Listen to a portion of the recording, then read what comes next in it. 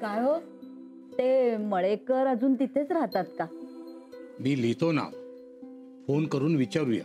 हा चालेल, पण बोलवूया हा त्यांना. शशीचे ते फार जुने मित्र आहेत. हो, हे बघ, आतापर्यंत आपण 35 नावं काढली आहेत. हो ना.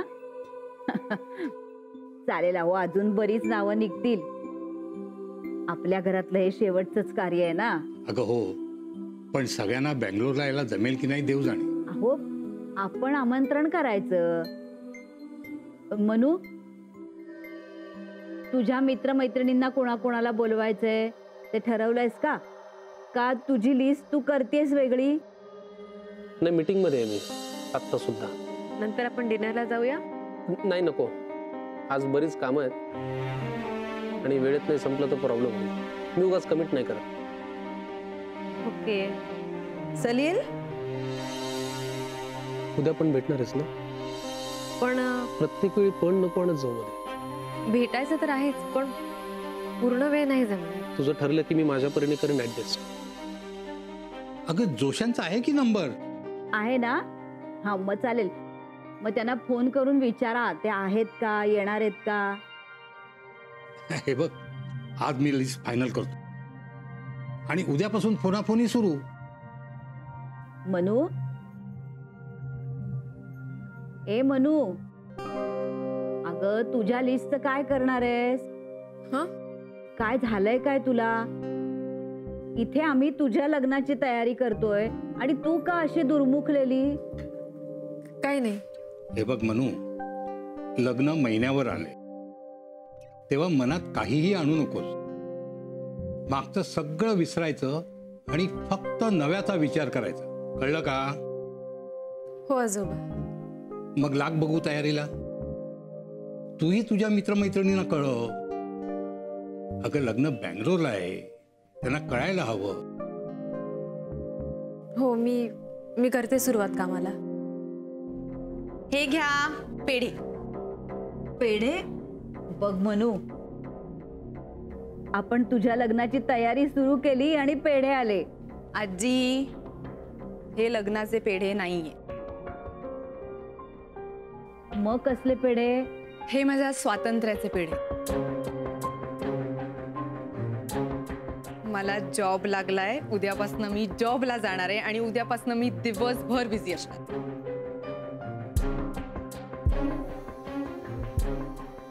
ऍक्च्युली मी गृहीतच धरलं होतं की तुम्हाला ही गोष्ट ऐकून आनंद होणार नाही, पण मला फार आनंद झालाय, त्याच्यामुळे मी पेढे आणले. सो प्लीज तोंड गोड करा,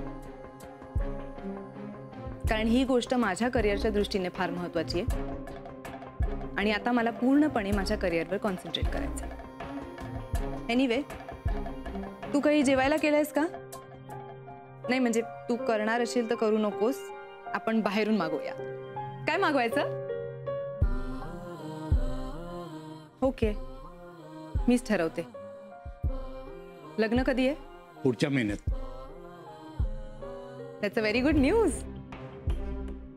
चला मग, मी हातपाय तोंड धुते आणि मग तुमच्याबरोबर तयारीला बसते. कारण काय, उद्यापासनं माझा पूर्ण दिवस बिझी असणार आहे ना, वेळ नाही मिळणार मला. आले.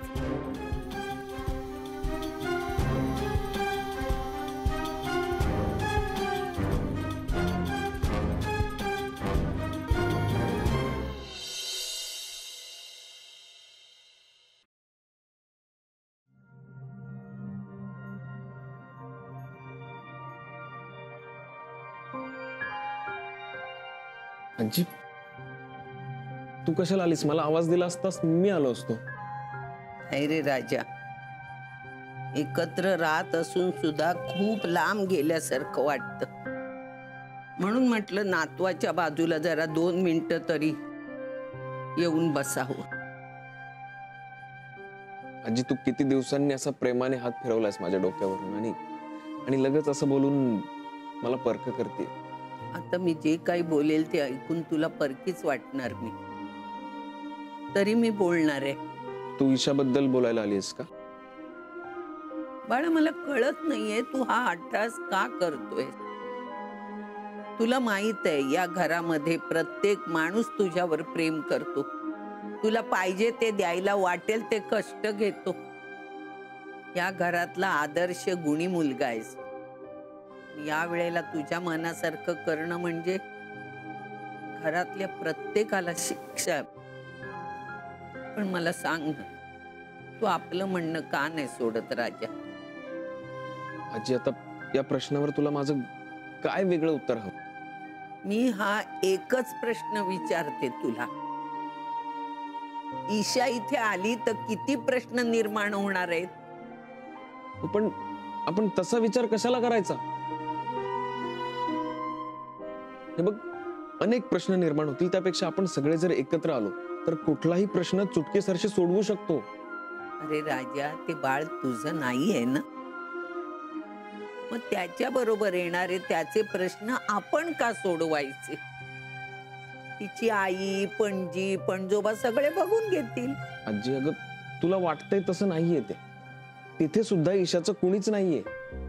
तर मोनिका तिची आई नसल्यासारखंच वागते. तर पणजी पणजोबा आहेत, पण ते किती दिवस करणार तिचं? पुढे पुढे त्यांना स्वतःच होईल की नाही हेही सांगता येत. त्यांचा इतका विचार करतो राजा? आजी, अगं त्यांचा नाही, पण ईशाचा विचार करायलाच हवा ना. तर इतक्या लोकांमध्ये असून सुद्धा एकटी पडलेली मला नाही आवडणार. अरे पण त्या पोरीमुळे आपल्या घरातली माणसं दुरावतील, त्याचं काय? आजी, अगं इतक्या वर्षांनी या घरात मुलगी आली. तू जरा विचार कर ना. ठीक आहे, मला मान्य आहे की लग्नाच्या आधी तिच्याबद्दल आपल्याला माहिती नव्हती. ती मोनिका बरोबरच या घरात आली आहे ना. पण हे थोडस विचित्र आहे. पण तिचा जन्म आपल्या घरात झालाय. आजी, काय बोलू मी आता? आजी, तुला निरुत्तरित केल्याचा आनंद नाही होते मला. पण तू मला समजून घेत नाहीयेस ना. त्याचं दुःख मात्र होतंय.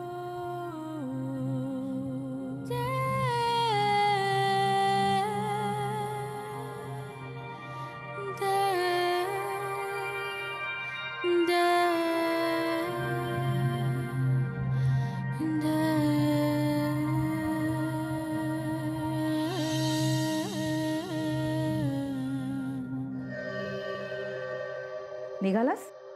हो, कधी येणार आहे ते कळवीन तुला. मानसीला भेटणार असशील ना? माहित नाही. सलील, थांब. काय झालंय नक्की तुझं आणि मानसीचं? नाही, काही नाही. मला नको सांगूस काही नाही म्हणून. आई आहे मी तुझी. काही झालं असेल ना तर ते मला लगेच कळतं. काही झालं असं नाहीये, फक्त प्रायोरिटीचा थोडासा इश्यू आहे. होतं रे असं. काही काही रिलेशन्स रुळायला वेळ लागतो. तू चक्क तिची बाजू घेतेस. हे बघ सलील, एंगेजमेंट झाली आहे तुमची आणि आपण सगळ्यांना सांगून बसलो. तुला सांगते, नव्या रिलेशनमध्ये ॲडजस्टमेंट करावीच लागते लग्न टिकवण्यासाठी. त्याशिवाय गत्यंतरच नसतं. आई, मानसी मला आवडत नाही मी असं म्हणलेलंच नाही. पण मला थोडासा वेळ हवा आहे. जोपर्यंत तिच्या वागण्यात बदल होत नाही तोपर्यंत मी स्वतःला कसं थांबू? अरे बाबा, तुमची अजून सुरुवात सुद्धा नाही झाली आहे. एकमेकांना समजून घेण्यात आणि ॲडजस्ट करण्यात वर्ष निघून जातात. समोरचा माणूस बदलू शकतो की नाही हे बघूनच लग्न करायचं असतं. तो बदलायची वाट नसते बघायची. चल, कर तिला आत्ता फोन. नाही, मी ऑफिसला गेल्यावर करीन. मला ऑफिसला वेळेवर पोहोचायचंय. ठीक आहे, आज कधी नव्हे तो तुझा सूर विचित्र लागलाय. अशा मूडमध्ये भेटूच नकोस. एका चांगल्या संसाराची सुरुवात अशी होऊ नये. आई, माझं डोकं जरा ठिकाणावर आलं की मी करीन तिला फोन. तू नको काळजी करू. मला जरा वेळ हवा आहे, प्लीज. हो हो sir, of course. Yes yes sir, मी पोहोचल्या कामाला सुरुवात करते. येस, हो, निघते. Yes yes, bye bye bye. Mona, तू काही खाल्लं नाहीयेस. परोठे केलेत मी. आजी प्लीज आत्ता नको. पहिला दिवस आहे, उशीर नको व्हायला आजच. हां, मी जाता जाता काहीतरी पिकअप करते. हां, चल. ईशाला सांगितलंस का? कोणाला? ईशाला. ईशाला काय सांगायचंय? तिला काय कळणार आहे? अगं, लहान मुलांना कळतं सगळं. त्यांच्याशी सतत कनेक्ट राहावं लागतं. हे काय नवीन आहे आता? अगं, नवीन काय त्यात? तुझी मुलगी आहे ना ती, तिला कळायला नको आई कुठे जातीये? दिवसभर नसणारे ते असं परक्यासारखी वागू नकोस ग. Okay okay fine. ईशा, मी कामाला चाललीये. घरात कोणालाही त्रास देऊ नकोस. आणि मानसी मावशी तुझ्याबरोबर आहे. ओके, निघू? मोना, जगात अशा करोडो बायका आहेत त्या नोकरीसाठी धावपळ करतात आणि मुलांनाही वाढवतात. आजोबा, पण मी त्या बायकांपैकी एक नाहीये. हे बघा, मला वेळ नाहीये बाळाला सांभाळायला. मला ग्रो व्हायचंय आजोबा आयुष्यात. हे बघा, प्लीज मला जे काही करायचे ते करू द्या. मी माझ्या आयुष्यात गोल सेट केलेत ना आता. मग अगं, पण कुणाच्या जीवावर? तुम्ही आहात ना, म्हणजे तुम्ही आहात ना ईशाची काळजी घ्यायला. आणि मनूचं लग्न होईपर्यंत मनू सुद्धा आहे.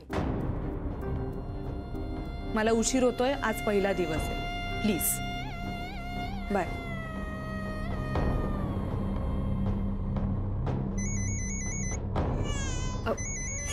काय झालं लाला? नाही नाही नाही, आई भूर गेली. ओ ओ, शांत पिल्लू.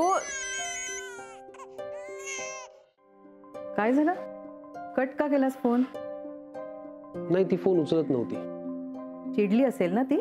नाही, तिचा गैरसमज झाला असेल. आणि ही चूक माझीच आहे. काय एखाद्या नात्यावरती शिक्कामोर्तब झालं ना की आपण खूप हक्कानी वागायला जातो आणि आपल्यातला मग पॉझिटिव्हनेस वाढतो.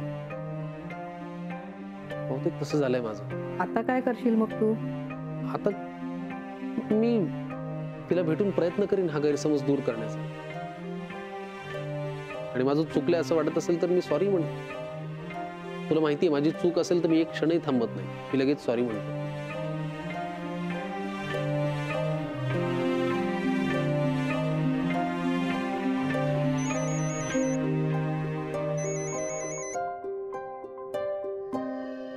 Hello. High Mansi. High. I am sorry Mansi. It's okay. नाही, काय होतं ना की नातं तयार झाल्यानंतर समजून घेणं थोडंसं बंद होतं. म्हणजे सुरुवातीला आपण समजून घेतो, पण नंतर, आणि बहुतेक माझं तसं झालंय. गोष्टी रुळावर येण्यासाठी किंवा एकमेकांना ऍडजस्ट होण्यासाठी थोडासा वेळ द्यायला लागेल. बरोबर ना? तर आपण एकमेकांना थोडासा वेळ द्यायला हवा. आपण भेटूया प्लीज. एक मिनिट हा सलील. अच्छी सलील, याला घे ना.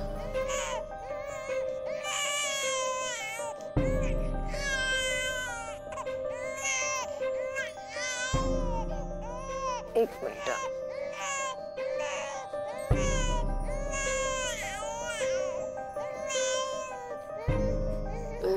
सलील, तुला आवाज आलाच असेल ना?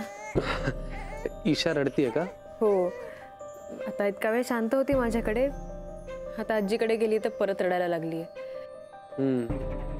आता तू परत चिडशील कदाचित, पण मी नाही येऊ शकणार. ईशा शांत झाल्याशिवाय मला घराच्या बाहेर पडता नाही येणार. नाही, it's okay. No problem. Take your own time. Bye. Bye. काय रे, बोलली का नीट? हो, बोलली ना.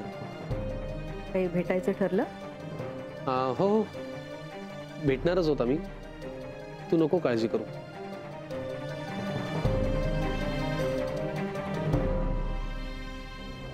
आई, त्यावेळी तू जशी कडक भूमिका घेतली होतीस ना, तशीच भूमिका आत्ताही घ्यायला हवीस तू. नानू, विजय माझा मुलगा आहे. आणि विक्रांत माझा नातू आहे. दोघांच्या बाबतीत सारखं वागून कसं चालेल रे? नाही, तू हाकलून द्यायला हवंस त्याला. काय 4 दिवस राहू देत घराबाहेर, म्हणजे मग समजेल. काय पण तुला सुचतंय नानू. वा, तुझ्यासारखा विचार करणारी माई असती ना तर या घराचं घर पण टिकलं नसतं. असेल ना, पण आता नवीन नवीन प्रश्न उभे राहतात समोर. त्याचं काय? पूर्वीसारखंच वागून कसं चालेल? आणि हल्लीच्या मुलांना जरा त्या सोयी सवलती वगैरे मिळतात ना, त्यामुळे ती आपल्या डोक्यावर बसून राहतात. काय बोलतोयस तू हे? त्या मुलांसारखा आहे का आपला विक्रांत? पण तू का विरोध करतोयस? कारण कुठल्याही शिक्षेचा परिणाम हा नकारात्मक होतो. त्यातून काहीही साध्य होत नाही, कळलं? असं काही नसतं. वेगळं हे वागायलाच लागतं. शिक्षेमुळे काही साध्य होत नाही असं काही नियम नाहीये. आणि मुळात मी आणि माई बोलत असताना तू कशाला मध्ये मध्ये नाक खुपसतोयस? का खुपसतोय नाक सांगतो ना तुला. कारण मी जे काही बोलतोय ना ते तिला समजतंय चांगले. काय झालं, तू अचानक का भेटायला बोलवलंस?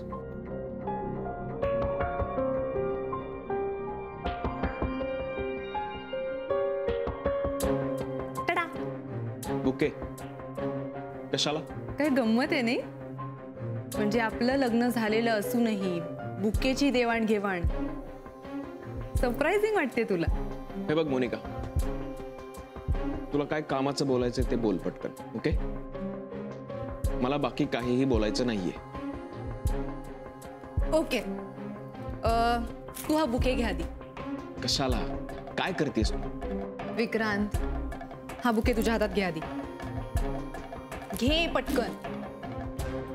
हा, आता हा बुके तू तुझ्याकडून मला दे, म्हणजे तुझ्याकडून हा मला दिल्यासारखा. Okay okay. तू आता तिसऱ्यांदा कशाला असं विचारण्याच्या आधी मीच तुला सांगते. Guess what? मला नोकरी मिळाली. Isn't that a good news? अभिनंदन. That's it? एवढीच रिॲक्शन? मग काय करू? विक्रांत, अरे मला नोकरी मिळाल्यानंतर तुझ्यावरची जबाबदारी वाढली आहे ना आता. आता तुला एक खूप छान नवरा म्हणून सगळीकडे वावरायचं. आता तू विचारशील का? तर माझ्या नोकरीच्या फॉर्मवर मी लिहिलंय की माझं लग्न झालंय आणि म्हणूनच मला नोकरी मिळाली. कळलं का आता? मग मी काय करू? मग मी काय करू म्हणजे? तुझं तुझ्या ईशावर प्रेम नाहीये का? म्हणजे त्याचा काय संबंध? ऑफकोर्स संबंध आहे. समजा मी त्या फॉर्मवर लिहिलं असतं की माझा डिवोर्स झालाय, तर तुझा ईशावर हक्कच राहिला नसता ना, आणि मग तुला ईशाला भेटताही आलं नसतं. चाललं असतं तुला. हे बघ मोनिका, मी तुझ्यासाठी चांगला नवरा म्हणून नाटक करत फिरणार नाही. मला कळतंय तू मला ब्लॅकमेल करतेस, पण तरी सुद्धा मी ना खोटं वागणार आहे ना खोटं बोलणार आहे. कारण तुझ्यासाठी हे याआधी मी बऱ्याच वेळा केलंय, पण आता नाही. Do you understand that?